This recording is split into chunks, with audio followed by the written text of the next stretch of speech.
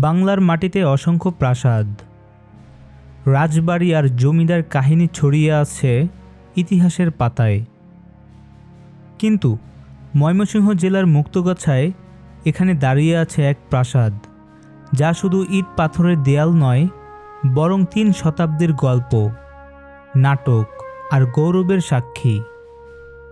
এটাই মুক্তাগাছা আটানি জমিদার বাড়ি। ময়মনসিংহ শহর থেকে মাত্র ১৬ কিলোমিটার পশ্চিমে ময়মনসিংহ টাঙ্গাইল এবং ময়মনসিংহ জামালপুর মহাসড়কের সংযোগস্থল থেকে ১ কিলোমিটার উত্তর পূর্বে এই রাজবাড়ি। প্রবেশদ্বারে বিশাল ফটক, আর ফটকের ওপারেই ১০০ একরের এক ইতিহাসের রাজ্য।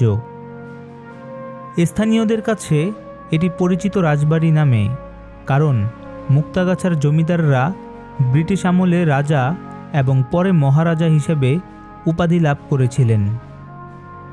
এই জমিদার বংশের গোড়াপত্তন করেছিলেন আচার্য চৌধুরী পরিবার।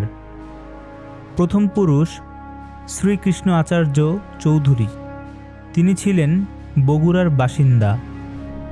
তখনকার মুর্শিদাবাদের নবাবের দরবারে রাজস্ব বিভাগে তার কাজ ছিল এবং তিনি ছিলেন নবাবের আস্থাভাজন। ১৭৫৭ সালের পলাশী যুদ্ধের পর নানা রাজনৈতিক পরিবর্তনের মাঝে তার ৪ ছেলে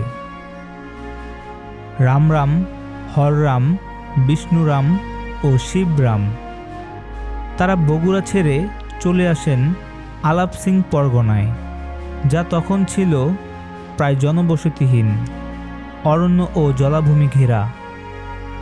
ব্রহ্মপুত্রের শাখা নদী আয়মান, এর তীরে নৌকা ভিড়িয়ে তারা এখানেই জীবন শুরু করেন। ৪ ভাইয়ের মধ্যে হররাম আচার্য চৌধুরীর বাড়িটি আজকের রাজবাড়ি হিসেবে পরিচিত। বংশটি আটানি জমিদার নামে খ্যাত ছিল। পরবর্তী প্রজন্মে জমিদার জগৎ কিশোর আচার্য চৌধুরী এবং তার ৪ ছেলে জিতেন্দ্র, বীরেন্দ্র, নৃহিচ্ছ ও ভূপেন্দ্র কিশোর মুক্তাগাছার সামাজিক, সাংস্কৃতিক ও অর্থনৈতিক জীবনে অসামান্য প্রভাব ফেলেছিলেন। রাজবাড়ির গেট পার হলেই বোঝা যায় এর স্থাপত্যশৈলী কতটা অনন্য। প্রাচীন ইট, সুরকির কাজ, ইউরোপীয় ও দেশীয় ডিজাইনের মিশ্রণ এবং এক সময়কার জমকালো কারুকাজ এখনও টিকে আছে। একসময় এখানে ছিল ১৬টি জমিদারি অংশ। ১৬টি জমিদার একসাথে এই অঞ্চল শাসন করতেন।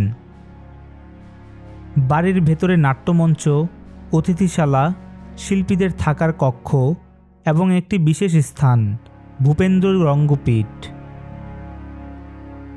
ভূপেন্দ্র কিশোর আচার্য চৌধুরী ছিলেন নাটকপ্রেমী। তার নামেই নির্মিত হয় ভূপেন্দ্র রঙ্গপীঠ, যা ছিল কলকাতার বাইরে এশিয়ার প্রথম ঘূর্ণায়মান নাট্যমঞ্চ। মঞ্চের পাশে হারমোনিয়াম ও তবলাবাদকদের জন্য নির্দিষ্ট স্থান। দক্ষিণে শিল্পীদের বিশ্রাম কক্ষ, পেছনে গ্রিন রুম। কলকাতা থেকে নামকরা শিল্পীরা আসতেন, আর পুরো শীতকাল জুড়ে চলত নাট্য উৎসব। মঞ্চ ঘুরে গিয়ে দৃশ্যপট বদলে যেত। দর্শকদের জন্য ছিল এক নতুন অভিজ্ঞতা।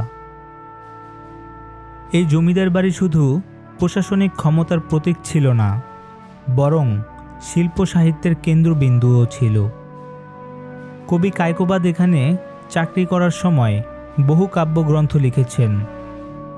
এখানে এসেছিলেন ইতিহাসবিদ কেদারনাথ মজুমদার, কবি দীনেশ চরণ বসু এবং বহু খ্যাতিমান শিল্পী ও সাহিত্যিক। রাজা জগৎ কিশোরের নাট্যমন্দিরে রাতভর চলত রিহার্সাল। কাননবালা, উদয় কুমার, সরদি আহমদ আলী খান, নৃত্যশিল্পী মোহন প্রসাদ সবাই একসময় মুক্তাগাছার মাটিতে পা রেখেছেন।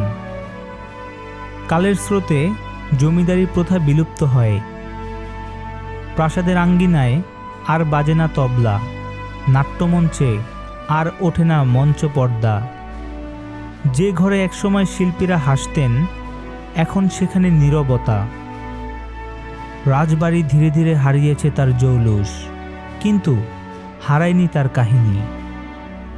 আজও এর দেয়ালে আঁকাবাঁকা রং ফিকে হয়ে গেলেও তারা যেন ফিসফিস করে বলে, আমরা একসময় গৌরবের সাক্ষী ছিলাম। আজ মুক্তগাছার রাজবাড়ি পর্যটকদের জন্য উন্মুক্ত। ইতিহাসপ্রেমী, স্থাপত্যপ্রেমী কিংবা কেবল কৌতূহলী ভ্রমণকারী সবাই আসে এই প্রাসাদ দেখতে।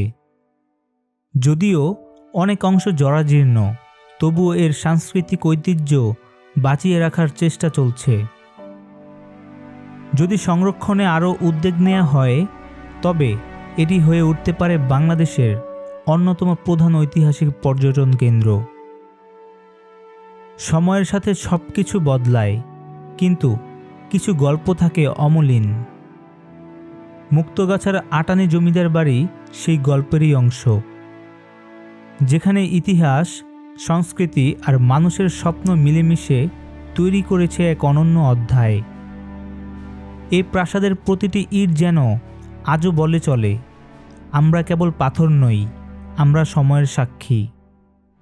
এরকম আরও ঐতিহাসিক স্থাপনার গল্প জানতে আমাদের চ্যানেলটি সাবস্ক্রাইব করুন। ধন্যবাদ।